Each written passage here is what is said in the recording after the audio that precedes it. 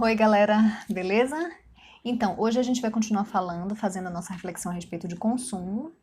No vídeo passado eu trouxe uma reflexão a respeito dos nossos padrões de consumo, né? Propus essa reavaliação nas nossas vidas, nos nossos contextos, de como andam as nossas relações de consumo. E hoje eu quero trazer uma provocação bem interessante para vocês, que é a seguinte. Quantos de nós já ouvimos ou já reproduzimos a seguinte frase?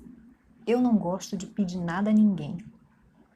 Ou então, tudo que eu tenho eu comprei com meu dinheiro.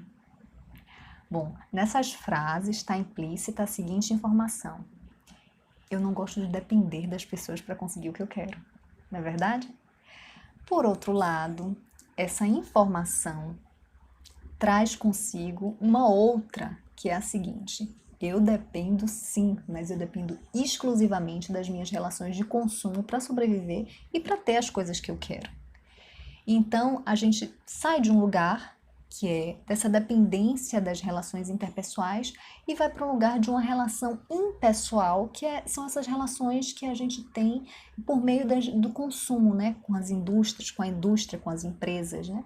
Onde a gente não vê exatamente quem são os atores implicados nesse processo. É aparentemente uma relação exclusivamente que depende de nós, né? Mas vamos pensar num cenário meio extremo. Digamos que a gente durma essa noite na nossa caminha, no conforto do nosso lar e acorde amanhã, de repente, na selva. E aí? O que a gente faz? O que você faz com o seu rico dinheirinho que está no seu bolso? Se é que vai ter, né? Porque talvez tenha só o cartão, né? Do jeito que as coisas estão hoje em dia. Mas digamos que tem aí umas notinhas no seu bolso. No máximo, você vai poder alimentar uma fogueirinha, né, ali. Mas você sabe fazer um fogo na floresta? Ou você sabe pescar um peixe? Ou você sabe identificar uma plantinha que você possa consumir para segurar a onda ali enquanto você está passando por aquele perrengue? Pois é, gente. Talvez vocês estejam achando a minha proposta meio extravagante, até ridícula, mas os filmes norte-americanos, né, a indústria cinematográfica norte-americana adora trazer para nós esses filmes de cenário apocalíptico, né, em que restam as 5 pessoas, uns 5 gatos pingados, que não tem mais a infraestrutura, a estrutura social que esse sistema criou para nós, né, onde nós ficamos alheios aos processos produtivos, ao que vem antes e o que vem depois, e que tem que se virar nos 30, né? Mas tudo bem, vamos trazer a realidade, as coisas para uma realidade mais próxima. Quantos de nós sabemos consertar um sapato ou uma bolsa? Quantos sabem trocar uma resistência de chuveiro ou consertar um encanamento em casa? Ou quantos sabem identificar uma plantinha para fazer um bom chá para cólica ou para uma dor de cabeça? Pois é, esses saberes a gente pode dizer que são saberes tradicionais, né? São saberes que ao longo do tempo foram ficando relegados e hoje em dia quem domina mais ainda esses saberes são pessoas mais pobres, são pessoas mais invisibilizadas na sua maioria. Por quê? Porque nós, enquanto classe média, nós tivemos acesso ao conhecimento formal, nós tivemos estrutura e condições para estudarmos e hoje em dia nós podemos vender, né? Teoricamente, nós podemos vender o nosso saber, intelectualizar os nossos conhecimentos para sobrevivermos. É essa a nossa moeda de troca. Já as pessoas, né, dessa camada social mais pobre, que não tiveram essa infraestrutura, que não tiveram esse privilégio, essa oportunidade de acessarem esse conhecimento, o que elas têm é a força de trabalho, né? São as suas mãos, são esses saberes que foram passados ao longo dos tempos, né, pelas suas famílias. E aí é disso que elas dependem para sobreviver. Esse é o meio que elas têm para sobreviver dignamente. Quando nós estamos dentro de uma sociedade ultramodernizada, né, ultraindustrializada, em que nós preferimos sempre comprar, adquirir, que muitas vezes é muito mais fácil, muito mais em conta comprar algo novo do que trocar, ou do que mandar consertar, do que pedir para alguém consertar, né?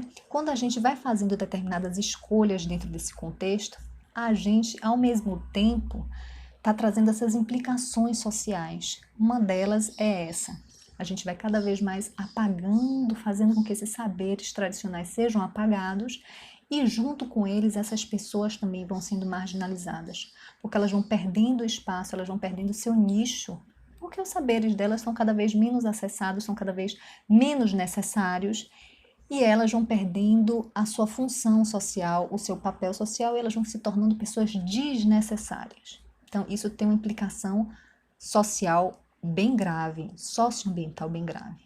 A gente tem uma tendência, existe uma tendência em se confiar plenamente no Estado para resolver essas questões sociais e dar conta dos nossos problemas, e inclusive resolver as relações, né, de mediação entre as corporações, entre a indústria e a sociedade, garantir a nossa segurança, fiscalizar tudo direitinho. Mas será que a gente está no momento em que a gente de fato pode confiar plenamente no Estado? Isso é bem controverso quando a gente vê que o Estado favorece muito a economia em detrimento do ser humano, né? Onde a economia rege tudo e as pessoas são colocadas no segundo plano, e as indústrias e as grandes corporações, elas são privilegiadas. Então, gente, essa retomada de consciência a respeito disso é bem importante. Vamos começar a pensar em fortalecer essas redes de apoio mais próximas, esses atores sociais que estão mais próximos de nós.